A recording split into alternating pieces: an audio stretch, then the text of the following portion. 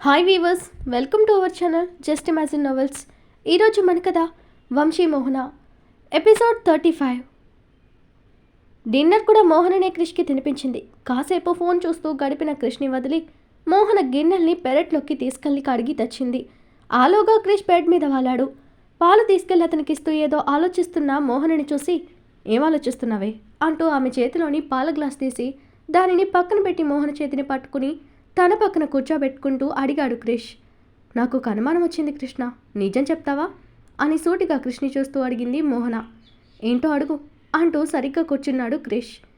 ఈ ఇంటే నువ్వు బాగుండాలని రెడీ చేయించావా, లేకపోతే దీన్ని ఎవరైనా ఏమైనా చేస్తే నా కోసం రెడీ చేయించావా అని మోహన అడిగింది. నీకెందుకు డౌట్ వచ్చింది అని క్రిష్ అడిగాడు. ముందు నేను అడిగిన దానికి సరిగ్గా సమాధానం చెప్పు కృష్ణ అన్నది మోహన. నిజంగానే రీమోడలింగ్ చేయించాను, పాతగా ఉందని. మనం వస్తే ఇబ్బంది కలగకుండా ఉండడానికి. పైగా ఈ ఇల్లు అంటే నీకు చాలా ఇష్టం కదా, అందుకే చేయించాను. అతడి తడబాటుని గమనిస్తూనే, ఇప్పుడు నిజం చెప్పు కృష్ణ అన్నది సూటిగా మోహన. కృష్ణ మోహన చెంప మీద చేయించి, నేను నిజమే చెప్పాను బంగారం అంటుంటే, లేదు నువ్వు అబద్ధం చెప్తున్నావు, నాకు ఖచ్చితంగా తెలుసు అనగానే ఏం తెలుసు అని సీరియస్గా అడిగాడు క్రిష్. ఇంటి వెనుక వైపున్న పెద్ద చెట్టు కాలిపోయింది. నేను పెంచుకున్న మొక్కలన్నీ తీసేసి కొత్త వేశాం. అంటే ఒకవేళ వాడిపోయాయి, నీళ్లు పోసేవాళ్ళు లేక అనుకోవచ్చు. ఇంటి వెనుకున్న అంత పెద్ద చెట్టు ఎలా కాలిపోయింది అని సూటిగా అడుగుతున్న మోహన ఫేస్ చేతిలోకి తీసుకుంటూ, నువ్వు అనవసర విషయాల గురించి ఆలోచించకే. నీ ఇల్లు నీ ఇల్లులా నేను రెడీ చేయించి ఇచ్చానా లేదా అది మాత్రం చూడు. మిగిలిన విషయాలు నీకు అనవసరం. పనికి మాలిన విషయాల గురించి నీ బుర్ర పాడు చేసుకోకు. నేనేం చేసినా నీ మంచి కోసమే అని నీకు తెలుసు కదా. నీ సంతోషం కోసం నేను ఆలోచిస్తుంటే నువ్వు జరిగిపోయిన వాటి గురించి బాధపడతానంటే ఇక నేనింత చేసి ప్రయోజనం ఏంటి అన్నాడు క్రిష్. అది కాదు కృష్ణ అంటున్నామెను. ఏది కాదు, నువ్వే విషయాల గురించి అసలు పట్టించుకోకు. నీకు నా సంతోషం ముఖ్యం అనుకుంటే ఈ విషయాలంటింటి వదిలే. ఏది ఆలోచించుకు, నేను చూసుకుంటాను అని అన్నాడు క్రిష్. మోహన బుద్ధిగా తలూపగానే క్రిష్ నవ్వి మోహన్ నుదుటిన ముద్దు పెట్టుకుని పాల గ్లాసు మోహన్ నోటి దగ్గర పెట్టాడు తాగమని. అవి నీకోసం తెచ్చాను కృష్ణ, నాకొద్దు, నువ్వు తాగు అని మోహన్ చెప్తుంటే క్రిష్ నవ్వుతూ, పర్వాలేదు తాగు. ఫస్ట్ నైట్లో పాలు పంచుకునే అదృష్టం ఇప్పట్లో మనకి లేదు, ఇలాగైనా పంచుకుందామంటూ ఆమె చేత పాలు తాగించిన క్రిష్ మోహన పెదాలకు అంటిన పాల నురుగను చూస్తూ టక్కున ఆమె పెదాలను అందుకుని పాల టేస్ట్తో పాటు ఆమె అధరామృతం కూడా రుచి చూశాడు. అతను అలా చేస్తానని ఊహించని మోహన బిగుసుకుపోయింది. ఆమె నుండి స్పందన లేకపోవడంతో మెల్లగా తన చీరలో నుండి చేయి పెట్టి ఆమె నడుము మడతని మునివేళ్లతో టచ్ చేయగా ఆమె తేరుకుని అతనికి దూరం జరగాలని చూసింది. కానీ అతను ఆమె నడుముపై పట్టు పెంచి మెల్లగా పొట్ట మీదుగా అరచేతితో తడమగానే ఒళ్ళు జల్లుమన్న భావంతో తనకు తెలియకుండానే నోరు తెచ్చి తన పెదాలను అందించి అతని షర్ట్ కాలర్ గట్టిగా పిడికిట పట్టుకుంది మోహన. తన పెదాలు తీయని మోహన్ని ఇచ్చాయి. క్రిష్ చేతిని ఇంకాస్త ముందుకు తీసుకెళ్లామె బయట చాటు అందాలపై పట్టు బిగించి ఆమెలో ఎన్నడూ చూడని పులికింత దాపపు నిట్టూర్పులను పరిచయం చేశాడు. మోహన క్రిష్ వీపును చుట్టుకుని బలంగా హత్తుకుంది తాపంతో. ఆమె ఊపిరి భారమైన బిగుతుగా మారిన ఎద పొంగులను అందుకోవాలన్నతను తపడపడ్డాడు. కానీ మోహనకిచ్చిన మాట కోసం ప్లస్ ఇది సమయం కాదని కష్టంగా ఆమె పెదాల్ని వీడి దూరం జరిగాడు క్రిష్. అప్పటిదాకా తనేం చేసిందో స్ఫురణకు వచ్చిన మోహన సిగ్గుతో అతని ఎదలో మొహం దాచుకుంది. ఆమెను అలాగే హత్తుకుని బెడ్ మీద వెనక్కి వాలిన క్రిష్ ఆమెను తన గుండెల మీద పడుకోబెట్టుకుని జోకొట్టగా అన్ని టెన్షన్స్ వదిలేసి క్రిష్ గుండె చప్పుడు వింటూ నిద్రలోకి జారుకుంది. అతను కూడా భార్య కౌగిల్లో ప్రశాంతంగా నిద్రపోయాడు. శరత్ మాటలకు తను మైండ్ని మనసును కుదుటపరుచుకుంటున్న చంద్రక, ఆ మిగిలిన ముగ్గురు అంతు చూడాలి నేను అన్నది స్థిరంగా. తప్పకుండా చూస్తావు, అందుకింకా సమయం ఉంది. అప్పటిదాకా నేను స్ట్రాంగ్ చేసుకో. జరిగిపోయిన దాని గురించి బాధపడుతూ కూర్చోకు. ముందు ఏం చేయాలనే దాని గురించి ఆలోచన మొదలుపెట్టు అన్నాడు శరత్.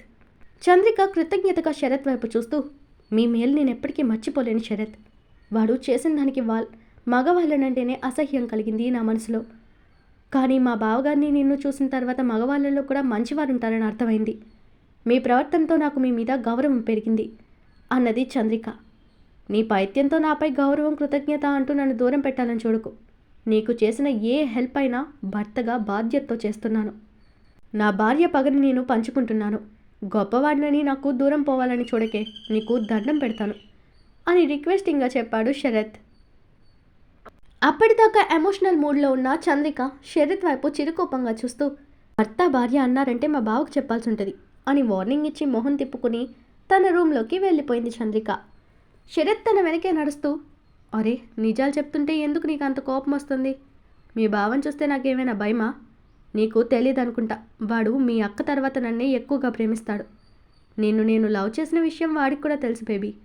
నీకు ప్రపోజ్ చేసి 4 రోజులైంది. ఎస్ఆర్ నో ఏదో ఒకటి చెప్పవే బంగారం. ఇంకా ఎన్ని రోజులని ఇలా ఏమీ చెప్పకుండా నీ వెంట తిప్పుకుంటావు అని నీరసంగా ఫేస్ పెట్టిన అతను, అలా తిప్పుకోవడం నీకు ఇష్టమైతే నాకు ఓకే, కానీ మరీ లేట్ చేయకే. అసలే ఇక్కడ వయసు అయిపోయి ముద్దురు బెండకాయ అయిపోతున్నానని రోజు బాధపడుతున్నాను అంటున్న శరత్ని చూసి డ్రామా బేస్ అనుకుంది చంద్రిక. చంద్రిక దగ్గరగా వెళ్ళి, బుజ్జి ప్లీజ్ నాకు ఓకే చెప్పవా అని గారాలు పోయాడు శరత్. ఇలా అడుక్కోవడానికి సిగ్గుగా లేదా అని కోపంగా చూసింది చంద్రిక అతడి వైపు. నీ దగ్గర నాకు సిగ్గెందుకే? నీ దగ్గర నేను అలా ఏం ఫీల్ అవ్వను. కావాలంటే నీ కాలు కూడా పట్టుకుంటాను. కాకపోతే మన ఇద్దరం ఉన్నప్పుడు ఏదైనా చేస్తాను, కానీ నలుగురిలో కాలు పట్టుకోమంటే పట్టుకోలేను. ఎంతైనా లోపల కాస్త మేలిగా ఉంటుంది కదా, అందుకని ఆ పని చేయలేను. అదే మనమిద్దరం రూమ్లో ఉన్నామనుకో, నువ్వు కొట్టినా పడతాను, కాళ్ళు పట్టమన్నా పడతాను. ఏం చూసినా ఏం చేసినా అన్నీ నీకే కదా బంగారం. నీకు తెలియదనుకుంటా. ఏ మగాడైనా తన భార్య కాళ్ళు పట్టుకోకపోతే వాడు బ్రహ్మచారిగా మిగిలిపోతాడు అని కన్ను కొడుతున్న శరత్ని చూసి వస్తున్న నవ్వాపుకుంటూ సిగ్గుతో తల తిప్పేసి, చేసిన నాటకాలు చాలు కానీ వెళ్ళి పడుకోండి, ఇప్పటికే లేట్ అయింది అన్నది చంద్రిక. నేను ఇంటిదిగా చెప్తుంటే నా ప్రేమని ఫీల్ అవ్వకుండా నిద్ర గురించి చెప్తున్నావా రాక్షసి? నీకు ఫీలింగ్స్ లేవే రాక్షసి, నిజంగానే ఐ లవ్ యూనే అంటూ శరత్ చిరుకోపంగా చెప్తూ ఉంటే చంద్రిక ఒక్కసారిగా శరత్ వైపు తిరిగి అతన్ని గట్టిగా హక్ చేసుకుని వదిలి ఫాస్ట్గా తన రూమ్లోకి వెళ్ళిపోయింది. సుధీర్ చచ్చిపోయిన గెస్ట్ హౌస్లో మార్నింగ్ పోలీస్ షిప్ దిగి నోట్లో ఉన్న కిలీని నములుతూ పొట్ట కిందకి జారిపోతున్న ఫ్యాంటుని పైకి లాక్కుంటూ చేతిలోని లాఠీ పట్టుకుని వాచ్మెన్ యాదగిరిని చూసి, రే ఇలారా అని పిలిచాడు ఆ ఏరియా ఎస్ఐ పానకాలు. యాదగిరి భయంగా ఎస్ఐ దగ్గరకు వచ్చి చేతులు కట్టుకుంటూ నిలబడగా వాడిని చూసి, నైట్ ఇక్కడికి ఎవరెవరు వచ్చారు? మీ ఓనర్ని చంపిందెవరు అని సూటిగా అడిగాడు ఎస్ఐ. యాదగిరి భయంగా, నాకు నిజంగా ఏం తెలియదు సార్. మా చిన్నబాబు ఆయనతో పాటు ఒక అమ్మాయి వచ్చారు సార్. వాళ్ళు లోపలుండగా కరెంటు పోయింది. తింటున్న నన్ను కేక వేసి పిలిచాడు మా చిన్నబాబు. నేను జనరేటర్ ఎందుకు ఆన్ అవ్వలేదో చెక్ చేద్దామని చీకట్లోనే అటువైపు వెళ్ళానండి. అక్కడ దెయ్యం ఉంది. దాన్ని చూసి నేను భయంతో స్పృహ తప్పి పడిపోయాను సార్. ఆ తర్వాత మీరు వచ్చి నా మొహం మీద నీళ్లు పోసే వరకు నా మెలకు రాలేదు. బహుశా నేను చూసిన దయ్యమే మా అబ్బాయి గారిని చంపేసి ఉంటుంది అని భయంగా చెప్పాడు. దయ్యమా అని ఆశ్చర్యంగా అడిగాడు ఆ పానకాలు. అవును సార్, ఇంత పెద్దగా జుట్టేసుకుని అంటూ తన చెయ్యి బారుగా చూపి నాలుక ఇలా పెట్టింది అని తన నాలుకను బయటకు చాపి అచ్చు తను ఎలా చూశాడో అలాగే యాక్షన్ చేసి చెప్పాడు. దాన్ని చూడగానే నేను స్పృహ తప్పి పడిపోయాను సార్ అని అమాయకంగా చెప్పాడు యాదగిరి. పానకాలు లోపల భయంగా ఉన్నా పైకి మాత్రం గంభీరంగా, ఈ రోజుల్లో కూడా దయ్యాలుంటాయా అని తన స్టాఫ్ని అడిగాడు. అలా అనకండి సార్, దేవుడు ఉండేది నిజమైనప్పుడు దయ్యాలు ఎందుకుండవు? నేను నిజంగానే ఆ దయ్యాన్ని దగ్గర నుంచి చూశాను సార్ అని గుసగుసగా చెప్పాడు యాదగిరి. నువ్వెందుకు ఇలా మెల్లగా మాట్లాడుతున్నావు? నార్మల్గా మాట్లాడు అంటూ లోపలున్న భయాన్ని కవర్ చేసుకుంటూ పైకి కోప్పడ్డాడు పానకాలు. సార్, ఈ అమ్మాయి కూడా ఆ టైంలో పడిపోయిందంట అంటూ నైట్ సుధీర్తో ఉన్న అమ్మాయిలు లాక్కుని వచ్చాడుక కానిస్టేబుల్. ఆ అమ్మాయిని చూస్తూ తన నుదుటన బొప్పి కట్టి ఉండడం చూసి, ఏం జరిగింది అని సీరియస్గా అడిగాడు పానకాలు. అప్పుడే గెస్ట్ హౌస్ ముందర మరొక వెహికల్ వచ్చి ఆగింది. అందులో నుండి దిగిన 6 అడుగుల ఎత్తు, రోజు జిమ్ చేయడంతో కండలు తిరిగిన బాడీతో స్టిఫ్గా ఉన్నతను కిందకు దిగి నిలబడుతూ ఆ గెస్ట్ హౌస్ని ఒక్కసారి పరిశీలనగా చూసి స్టైల్గా లోపలికి నడిచాడు ఏసీపీ బలదేవ్. లోపలికి వస్తూనే పానకాలు మిగిలిన కానిస్టేబుల్లు బలదేవ్కి సెల్యూట్ చేయగా ఓకే అంటూ తలూపి, ఏదైనా క్లూ దొరికిందా అంటూ సీరియస్గా పరిసరాల్ని చూస్తూ అడిగాడు. అని పానకాలు వినయంగా చెప్తుంటే బలదేవ్ యాదగిరిని అమ్మాయిని చూస్తూ, మీరేనా రాత్రి అతడితో పాటు ఇక్కడున్నది అని సీరియస్గా అడిగాడు బలదేవ్ వాళ్ళని. నేను ఇంట్లో లేను సార్, నేను ఈ గెస్ట్ హౌస్కి వాచ్మెన్ని. రాత్రి కరెంట్ పోయింది, జనరేటర్ ఆన్ చేయమని మా చిన్నబాబు గారు పిలిస్తే నేను ఆన్ చేద్దామన్నట్టు వెళ్ళాను. అక్కడ దయ్యాన్ని చూసి నేను భయంతో స్పృహ తప్పి పడిపోయాను సార్. దీంతో నాకు ఏం సంబంధం లేదు సార్. మా చిన్నబాబుని ఎవరు చెప్పారో నాకు తెలియదు సారు. బతుకు తెరువు కోసం పనిచేసేవాడిని. నాకు హత్య చేసే అవసరం లాభం లేవు కదా సార్ అంటూ భయంతో దాదాపు ఏడుస్తూ అన్నాడు యాదగిరి.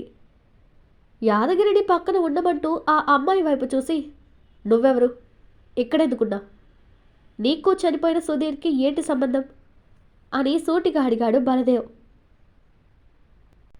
బలదేవ్ని చూసినప్పటి నుంచి భయంగా వణుకుతున్న అమ్మాయి, నా పేరు రీమా, నేను సుధీర్ కొన్ని రోజుల నుంచి రిలేషన్షిప్లో ఉన్నాం అని తలదించుకుని చెప్తూ, నైట్ ఇద్దరు ఇక్కడికి వచ్చాం. సడన్గా పవర్ పోవడంతో సుధీర్ కిందకెళ్ళాడు చూడ్డానికి. అతడు వెళ్ళిన కాసేపటికి గట్టిగా అతని అరుపు వినిపించింది. ఏం జరిగిందో అని భయపడి చూడటానికి వెళ్తున్న నేను ఆ చీకట్లో గోడని బలంగా కొట్టుకుని పడిపోయాను సార్. ఆ తర్వాత ఏం జరిగిందో నాకు తెలీదు అని భయంగా చెప్పింది రీమా. బలదేవ్ సీరియస్గా అమ్మాయిని చూస్తూ, నిజంగా ఇదే జరిగిందా లేక నువ్వే ఏదైనా నాటకాలు చేస్తున్నావా అన్నాడు. ఆమె కన్నీళ్లు జలజలా కారుస్తూ, నిజం సార్, నాకేమీ తెలీదు అంటున్న ఆమెను చూస్తూ, ఓకే, నీ ఫోన్ నెంబర్ అడ్రస్ మా కానిస్టేబుల్కి ఇచ్చెళ్ళు. మేమెప్పుడు రమ్మంటే అప్పుడు స్టేషన్కి రావాల్సి ఉంటుంది, ఇక వెళ్ళు అంటూ బలదేవ్ ఆమె వైపు చిత్కారంగా చూశాడు. తనని వదిలేయడంతో గబగబా అక్కడి నుండి వెళ్ళిపోయిందామె. యాదగిరిని రమ్మని పిలుస్తూ లోపలికి నడిచాడు బలదేవ్. సుధీర్ శవాన్ని పరిశీలనగా చూస్తూ అతను చనిపోయిన తీరుని అంచనా వేస్తున్నాడు బలదేవ్. అతడు దేన్నో చూసి భయంతో బిగుసుకుపోయి అలాగే ప్రాణం వదిలేశాడు అని అతని కళ్ళను తెరిచి ఉన్న విధానం చూడగానే అర్థమైంది బలదేవ్కి. వీడు దేనిని చూసి అంతగా భయపడి ప్రాణం వదిలేశాడు, ఒంటి మీద గాయాలైనట్టు ఆనవాళ్ళు కనిపించడం లేదే అనుకుంటూ చుట్టూ పరిశీలనగా చూశాడు. ఇంట్లో వస్తువులన్నీ కూడా ఎక్కడివి అక్కడ అలాగే ఉన్నాయి, ఏ పెనుగులాట జరగలేదు అని అర్థమైంది. ఎస్ఏ వైపు చూసి, ఇంటి లోపలంతా పరిశీలించారా, ఏమైనా అనుమానంగా కనిపించిందా అని అడిగాడు బలదేవ్. అంతా వెతికాను సార్, అనుమానంగా ఏమీ కనిపించలేదు అంటూ బలదేవ్కి దగ్గరగా జరిగి, సార్ నిజంగానే ఇతన్ని దయ్యం చంపిందంటారా అని మెల్లగా అడిగాడు పానకాలు. అతని వైపు బలదేవ్ సీరియస్గా చూస్తూ, ఇంకా ఏ కాలంలో ఉన్నావు పానకాలు, దయ్యాలేంటి, మనుషుల్ని చంపడం ఏంటి, నాన్ సెన్స్ అంటూ యాదగిరి వైపు చూసి, ఎన్నేళ్ళ నుండి ఇక్కడ వర్క్ చేస్తున్నావు అని అడిగాడు బలదేవ్. నేను 10 సంవత్సరాల నుంచి ఈ గెస్ట్ హౌస్ వాచ్మెన్గా పనిచేస్తున్నాను సార్ అని వినయంగా చెప్పాడు. ఎవరెవరు వస్తుంటారు ఇక్కడికి అని బలదేవ్ క్వశ్చన్ చేయగా, ఎక్కడికా సార్, అప్పుడప్పుడు బిజినెస్ మీటింగ్ కోసం మా పెద్ద సార్తో పాటు ఎవరెవరో పెద్ద పెద్ద కార్లలో వస్తుంటారు. తన ఫ్రెండ్స్తో ఎక్కువగా మా చిన్నబాబు గారే ఇక్కడికి వస్తూ ఉంటారు. ఇలా అమ్మాయిల్ని తీసుకుని అప్పుడప్పుడు వస్తుంటారని చెప్పాడు యాదగిరి.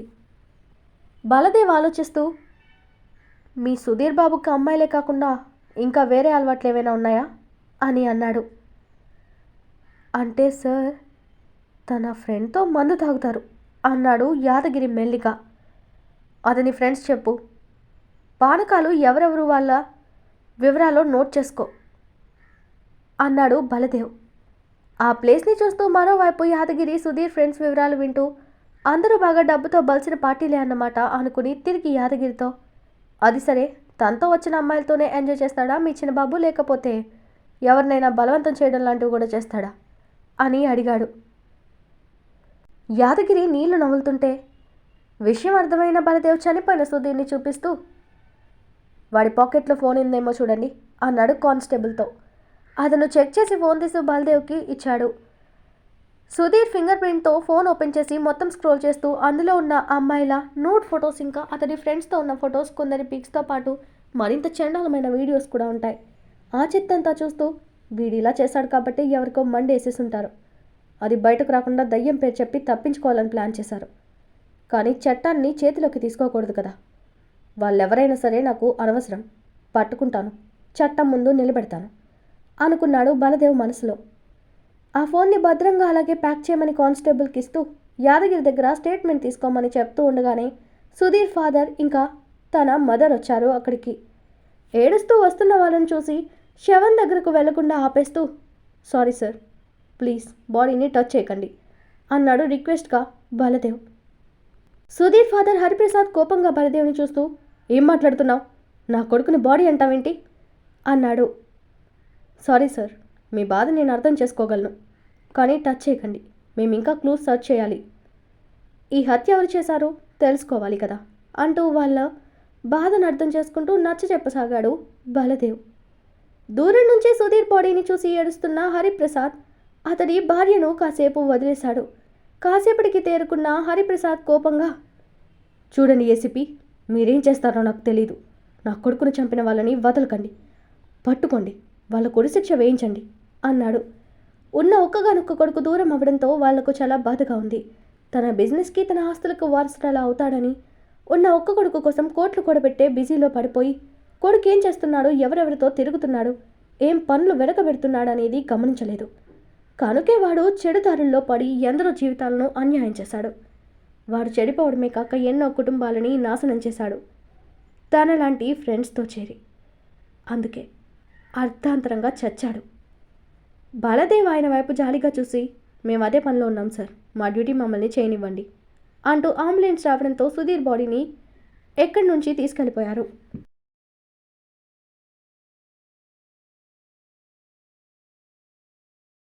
ఈరోజు మన కథ ఇక్కడితో కంప్లీట్ అయింది. ఈ స్టోరీ మీకు నచ్చినట్టయితే ప్లీజ్ స్టోరీని లైక్ చేసి కామెంట్ రూపంలో మీ అభిప్రాయాన్ని తెలియచేయండి.